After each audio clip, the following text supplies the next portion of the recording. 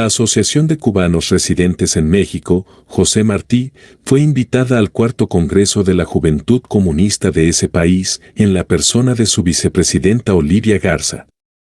En este evento, se proclamó la solidaridad con Cuba y además, se abrió un espacio para la reflexión de la situación actual del pueblo cubano, el apoyo a las brigadas médicas, las acciones de solidaridad que se emprenden desde México ante el cerco cada vez más fuerte que enfrenta por las medidas impuestas por Estados Unidos, así como el desarrollo de la campaña Un barco de petróleo para Cuba.